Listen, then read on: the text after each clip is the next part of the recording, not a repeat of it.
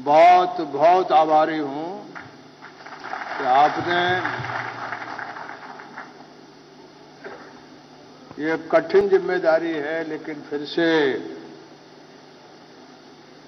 हम पर विश्वास व्यक्त किया है।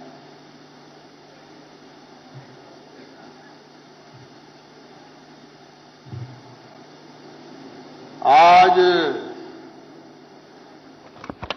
चुनौती तो हर समय हर वक्त देश और समाज के सामने होती है। अरे भाई, माइक वाले ठीक नहीं है, ये कम करो इसकी आवाज। हर वक्त हर समय पे चुनौती होती है,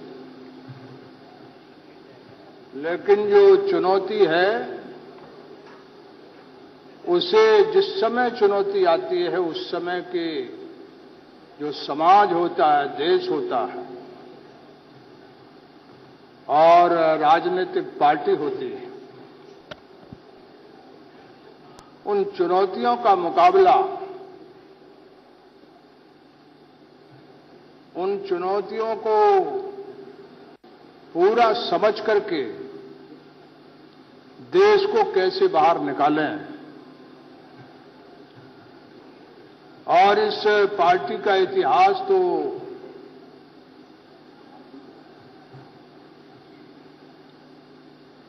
ऐसा इतिहास है कि त्याग और संघर्षों से भरा हुआ है।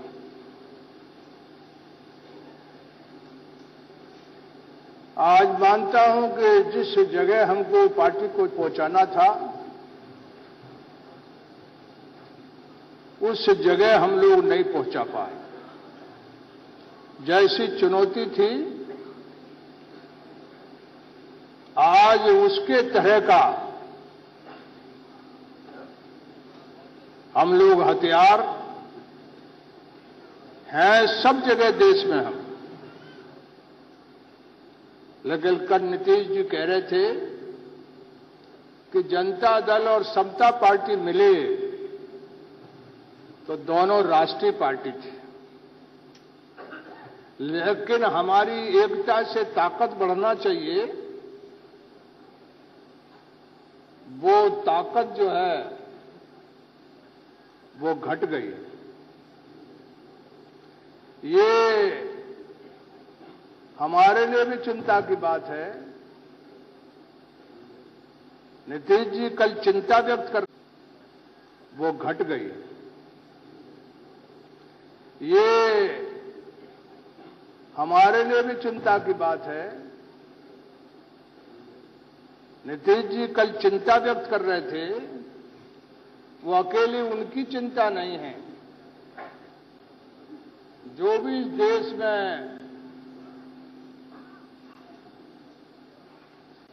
सोचने समझने वाले, दुनिया को आगे ले जाने वाले सच्चे अच्छे इंसान जो होते हैं, उनकी भी वो पार्टी में नहीं है, लेकिन ये चिंता है।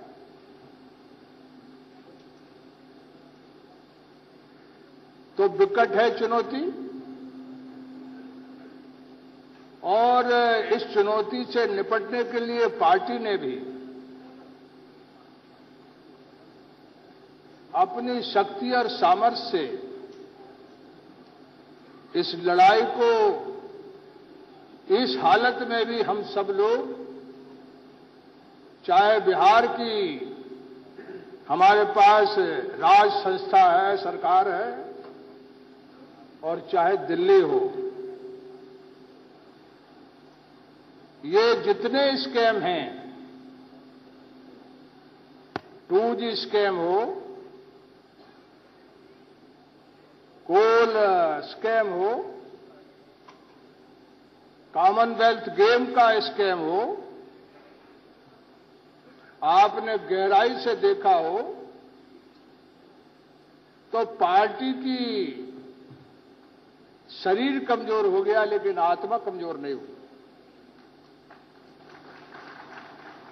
ये सारी कमजोरी, सारी ताकत कम होने के बाद भी हम आपके जो वहां प्रतिनिधि हैं,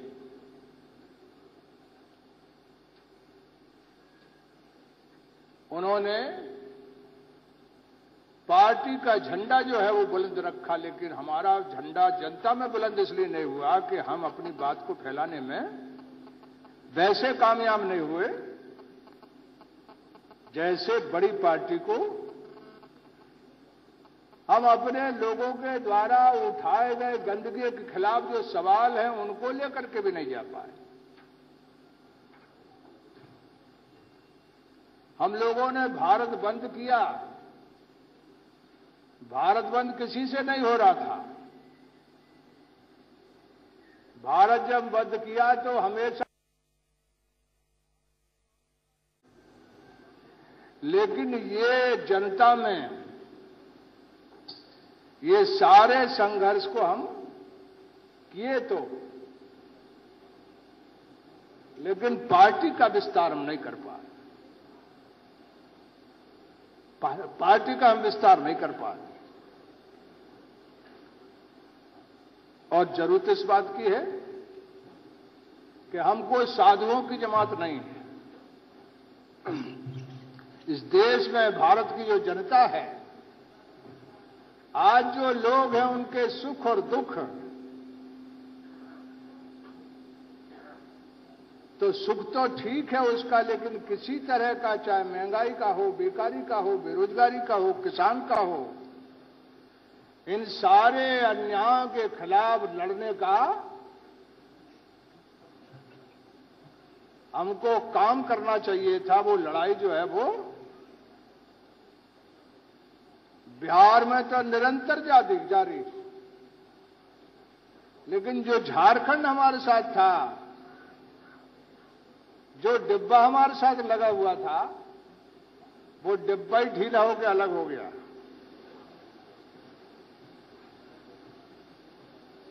हम देश भर में, हमारा केरल में, कर्नाटक में पार्टी का झंडा बुलंद था। कुछ तो यहां से लोग खसक गए, और इस देश में खसकने वालों को रोक नहीं सकते आप। जस राजा तस प्रजा, उसको पलट दो कि जस प्रजा तस पार्टियां होंगी। बिखरा हुआ समाज है, अंतर्द्वंद भरा हुआ समाज है। तो मैं ये निवेदन करना चाहता हूं कि अब पार्टी के पास कर्म के साथ बात बताने का कहीं जरिया पहले नहीं था। बिहार में कर्म से जो गांधी, लोहिया, जयप्रकाश बोलते थे, चौधरी चरण सिंह बोलते थे, कमाल तो यह है कि बिहार की सरकार और नीतीश कुमार ने समाजवादी कार्यक्रम को पहली बार जमीन पर गाड़ करके दिखा दिया।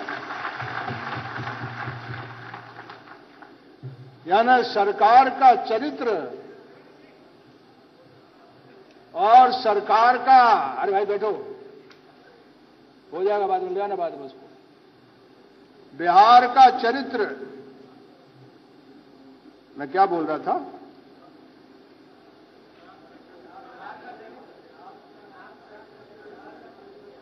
यानी बिहार जो है वो जयप्रकाश, लोहिया, गांधी के, चौधरी चरण सिंह के, कर्पूरी ठाकुर के जो सपने हैं उसको जमीन पे उतारा। लोग जब तारीफ करते बिहार सरकार की, उन्हें मालूम नहीं है कि ये कार्यक्रम जो है नीतीश जी ने मन में आत्मसात करके जमीन पर उतार के दिखा दिया बिहार में कि कैसे इंक्लूसिव ग्रोथ होता है। जब हम ये बात कहते हैं तो सीधा ही आजकल लग जाता है कि नहीं, ये कुछ चाहते हैं। जनता जिसको देती वो कोई के चाहने से कोई नहीं बनता है। लेकिन इस देश में कोई अच्छा आदमी है तो, कोई बुरा आदमी है तो उसे लालच में ही मानते हैं, जबकि ऐसा नहीं। हमारी विरासत तो ये है कि हमारे यहां लोहिया ने, कर्पूरी ठाकुर ने, चौधरी चरण सिंह, इनने कभी स्वार्थ में काम नहीं किया। ये जिंदगी भर जोखम उठाते रहे। लेकिन जिंदगी भर उनका नाम लेते रहे कि नहीं ये चाहते कुछ तो वैसे ही फालतू आरोप लगते थे। जयप्रकाश जी पे लगते थे, लोहिया जी के ऊपर ये लगता था कि भाई ये किसी को छोड़ ही नहीं रहे। तो हमारा चरित्र ही, हम किसी तरह के अन्याय पर, हमारी पार्टी की विरासत यह है कि हम चुप नहीं रह सकते। अकेले हैं तो, पार्टी में है तो, कहीं भी हैं, नौकरी में है तो, मैं नाम नहीं हूं, कई अफसर भुगत रहे हैं, समाजवादी आंदोलन की विचारधारा उनके मन में बैठी हुई है। 30-40 बार उनका ट्रांसफर हो जाते हैं, लेकिन वो बाज नहीं आते। मैं आपसे निवेदन करूं कि आज जिस तरह की बड़ी चुनौती है, याद रखना जो परमार्थ नहीं करता वो समाज नहीं बनाता।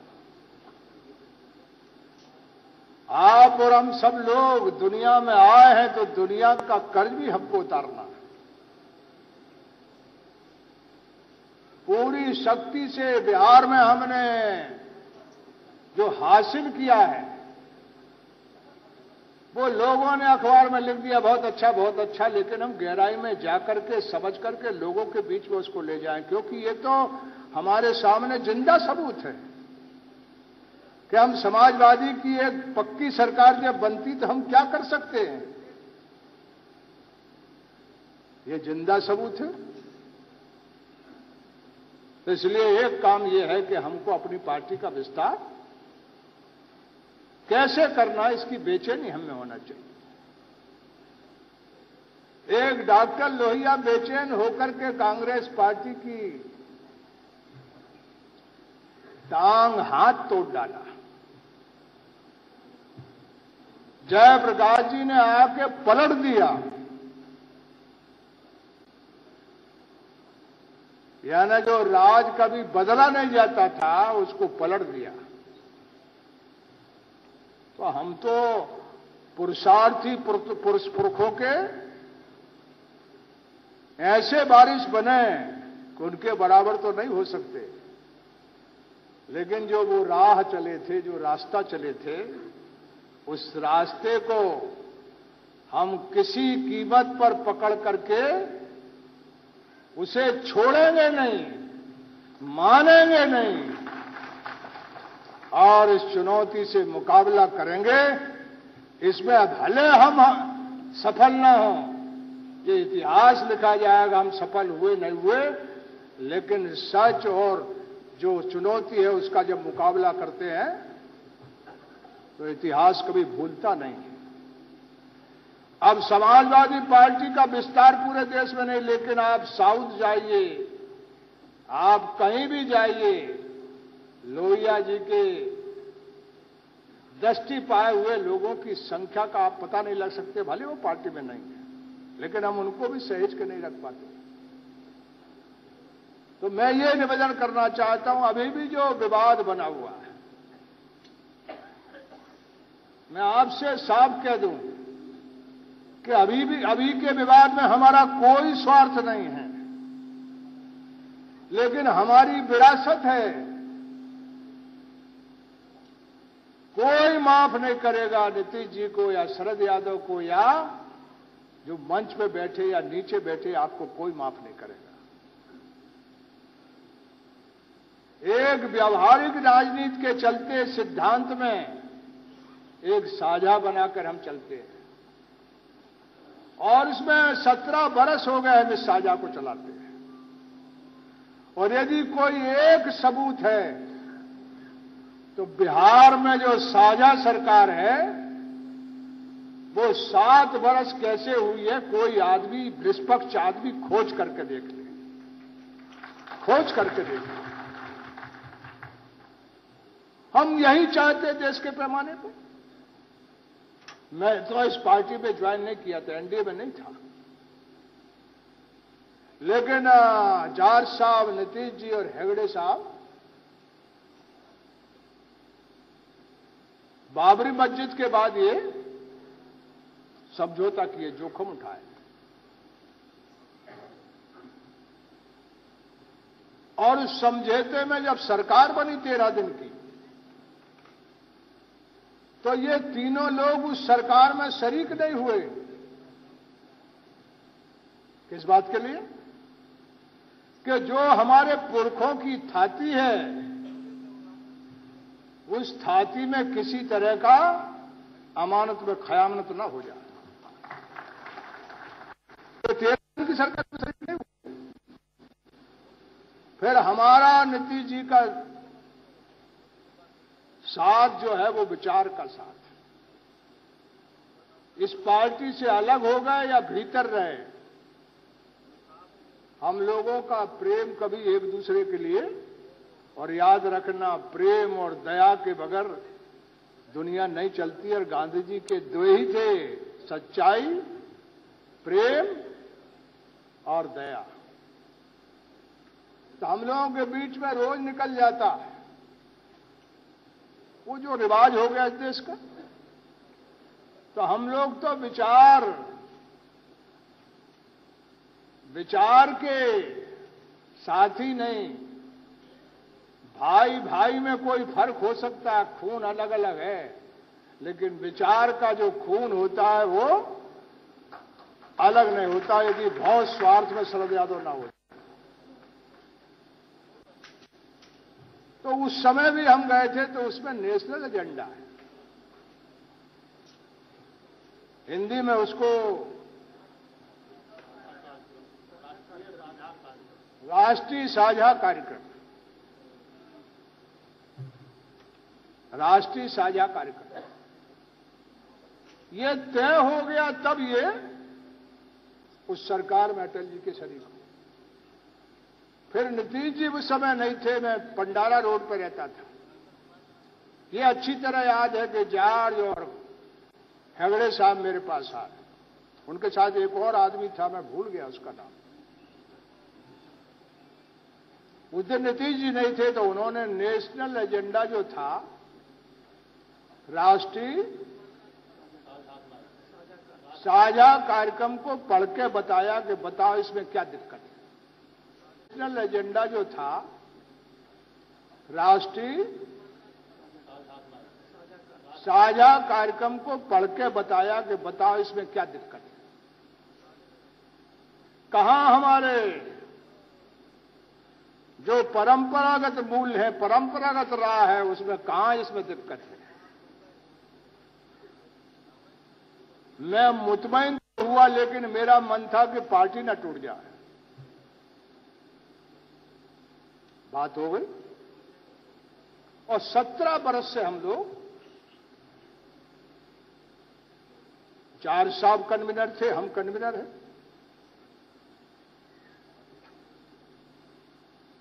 लेकिन 17 बरस में कुछ है एब्रेशन घटनाएं जिनको हम जिक्र नहीं करते, लेकिन बीजेपी से तो बता ही देते। जब अटल जी ने मुझसे पूछा, जब मैं हार गया मधेपुरा से, तो पूछा कि शरद तुम कैसे हार गए, तो मैंने बताया कि ये कारण है। अब मैं इस गठबंधन में हूं तो पब्लिकली, सार्वजनिक तौर पर नहीं कहूंगा, लेकिन हमको कहने से कौन रोक रहा। इसलिए ये जो साझा कार्यक्रम है, नेशनल एजेंडा है, इस पर हमारा सबका, हमारे विचार अलग हैं कई मामलों में। शिवसेना के अलग हैं, अकाली दल के अलग हैं, हमारे अलग हैं। हम दलित रिजर्वेशन पे प्रमोशन में आगे हैं। हम दलित, ईसाई, दलित, मुसलमान के बारे में, मैं बाहर था कहीं, तब नीतीश जी ने दलित मुसलमान और दलित ईसाई का मामला जोर से उठा लिया। तो मुझसे जब पत्रकारों ने पूछा कि नीतीश जी तो दलित मुसलमान को और इसको, क्योंकि पत्रकारों में तो कई विचार के लोग भी होते हैं, तो मैं इनका बिल्कुल वाजिब बात है, वो इंसान है, उनको क्यों छोड़ दिया गया? उन्हें भी शरीक करो। तो बीजेपी में ये एक राय नहीं हमारे इस मामले में। बहुत से ऐसे मामले हैं उनके, बहुत से ऐसे हमारे हैं। और एक बड़ा मामला हो गया था, भारतीय जनता पार्टी बहुत दिन से 370 कॉमन सिविल कोड और मस्जिद मंदिर का जो विवाद है बातचीत से या अदालत से। अब ये 3 बातों में सब चीज छुपी हुई है और उससे जब इधर उधर हो काम होता है तो हमको बेचैनी होती है। और उस बेचैनी को हम बाहर नहीं, जो लोग बाहर व्यक्त करते हैं, मैं उनको विनती कर रहा हूं कि आप कोई भी ये जो मीडिया वाले लोग बुला लेते हैं वो आपको चढ़ाते हैं, आपको ऐसी जगह फिक्स करते हैं कि आप कुछ बोलें। अब आपको देश की जो विकट परिस्थिति है उसके बारे में नहीं मालूम। कैमरे पे आने की शौक होना चाहिए, अच्छा लगना चाहिए, लेकिन जो पार्टी है और जो राजनीति है उसको बिगाड़ने का काम नहीं करना चाहिए। अब त्यागी जी ने कल जो बोला वो तो नीतीश जी ने भी किसी का नाम नहीं लिया, मैंने भी किसी का नाम नहीं लिया। ये साबिर अली है। अरे भाई अजीब आदमी, अरे हम दोनों ने जिंदगी में किसी का नाम, हम तो उसूल पर डटे हैं। हमारा आदमी से कोई मतलब नहीं है, सिद्धांत से मतलब है। ये सिद्धांत जो है वो डाइल्यूट ना हो, जिस पर अटल जी और अडवाणी जी ने विश्वास और वचन दिया था, वो वचन निभाने के लिए आज भी तैयार हैं, आज भी तैयार हैं। और जेडीयू और बीजेपी का साझा इतिहास बना है इसमें। जब जाट साहब ने नीतीश जी बंबई में गए बाबरी मस्जिद के बाद, तो मैं रात को सो नहीं पाया। मैंने इनको बताया ये बड़ा भारी कदम उठा दिया आपने। तो इनके अंदर पीड़ा थी, लेकिन उस पीड़ा को इन्होंने दुरुस्त किया। और मैं मानता हूं कि जॉर्ज और हेगड़े को इस राह और रास्ते पर खूंटा गाड़ने वाले नीतीश जी थे, ये मुझे पता है। ये 3 मुद्दे पर रास्ता नहीं बनेगा तो हम लोग नहीं आएंगे। बना। और अटल जी और अडवाणी जी के साथ मतभेद कई बार हुए, लेकिन हम लोगों ने कभी बाहर उन दोनों के बारे में ना उन दोनों ने हमारे बारे में नहीं कहा, नीतीश जी के बारे में नहीं कहा।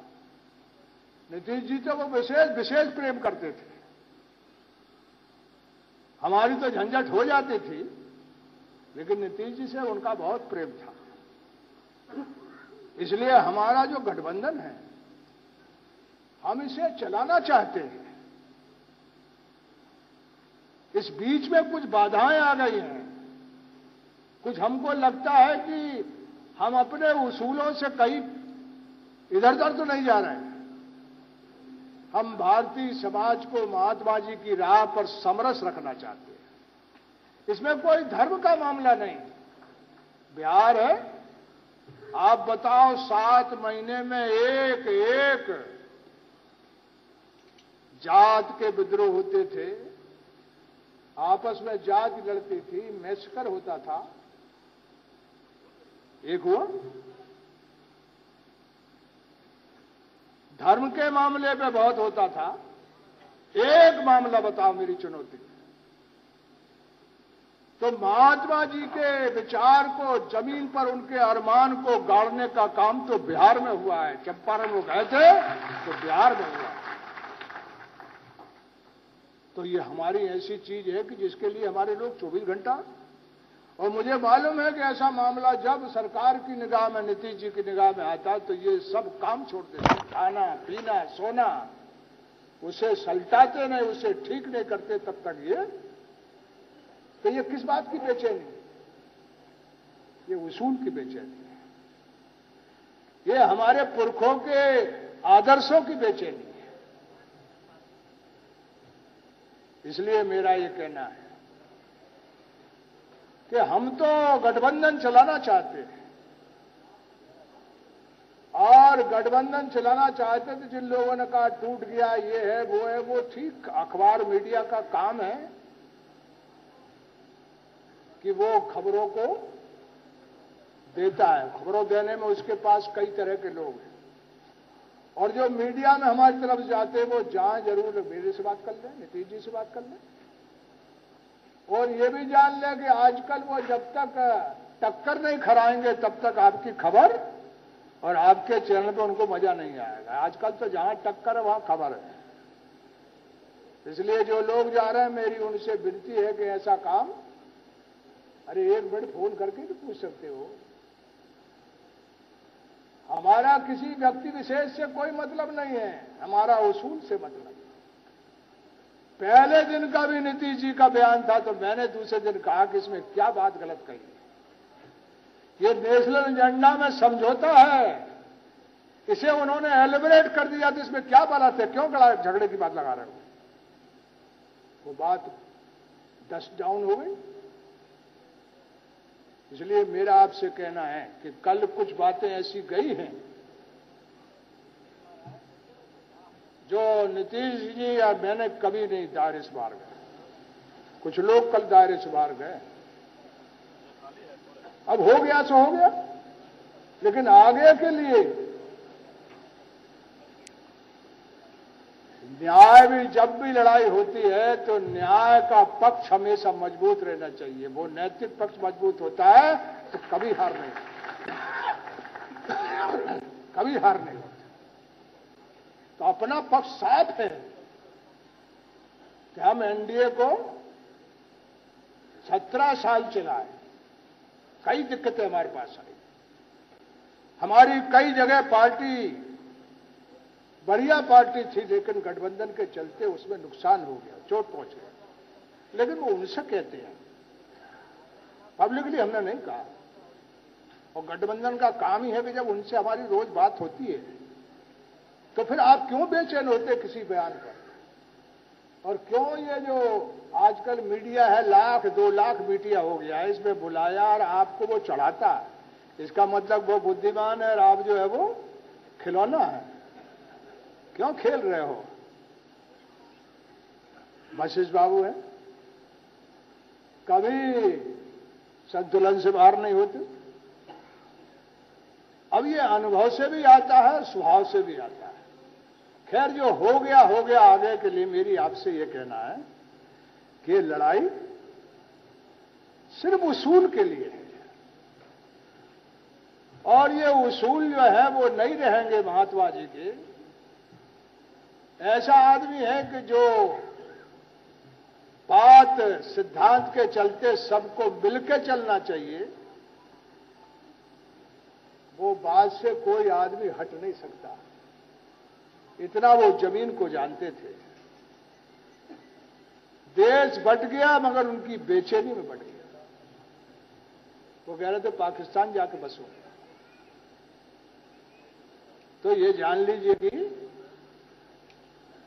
जो भी बोले, बोलना जरा कम कर दो, और बोलने के लिए जब मौका आएगा तो तुम्हारे पास तो बिहार में नीतीश जी से बढ़कर एक एक आदमी है, वो जिससे कह देंगे वो बोल देगा, और परफेक्ट बुलवाएंगे। और यदि आपको वो नहीं मिल रहे तो मैं मिल जाऊं, तो पूछ लेंगे तो आपकी राजनीतिक समझ भी बनेगी और मेरी भी बनेगी। ये भी पता चल जाएगा कि आप कहां सोच रहे हैं, मैं कहां सोच रहा हूं। तो दोनों में मेल होना चाहिए। और ये मैं कहना चाहता हूं कि इतनी मेहनत करने के बाद बिहार में सब लोगों ने, नीतीश जी ने मेहनत की, और सही मानना मैं भी 1 मिनट नहीं बैठा, लेकिन मेहनत का नतीजा नहीं निकला। पहले निकलता था, अब नहीं निकलता।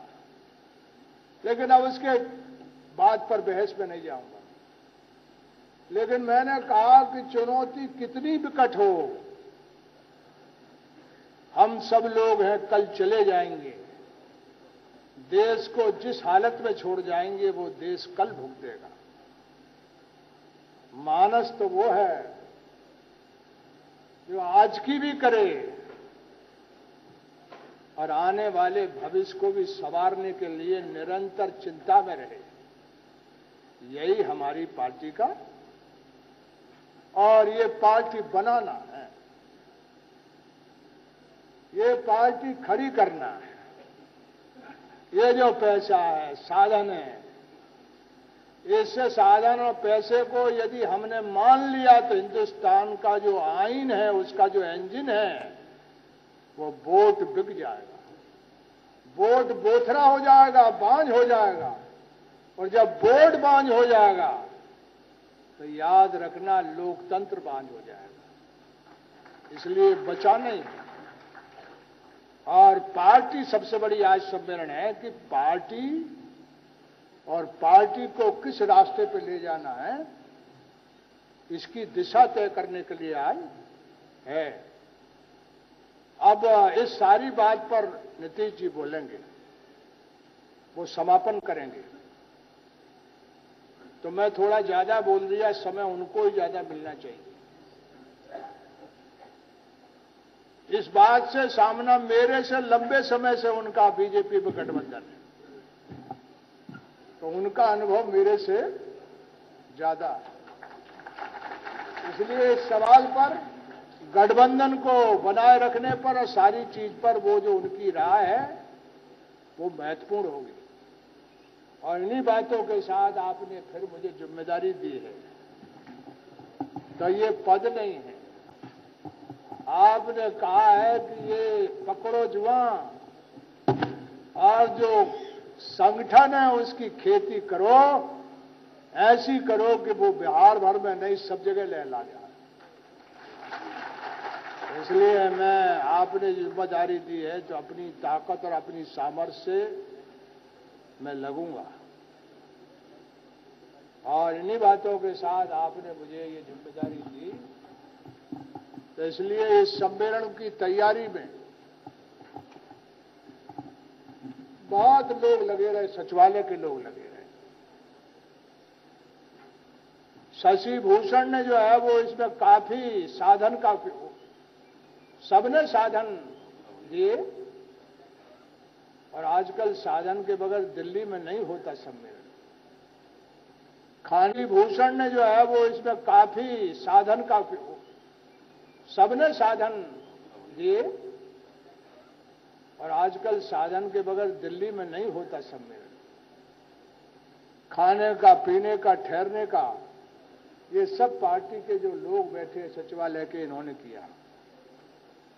तो कोई थोड़ी बहुत दिक्कत आपको हुई है तो मैं संगठन की तरफ से माफी चाहता हूं। और आप सबने एक मत से मुझे जो जिम्मेदारी दी है, उसी एक मत से पार्टी चला करके उसूल को, राह को मजबूत करूंगा। यही संकल्प लेके अपनी बात को यही समाप्त करता हूं। बहुत बहुत धन्यवाद।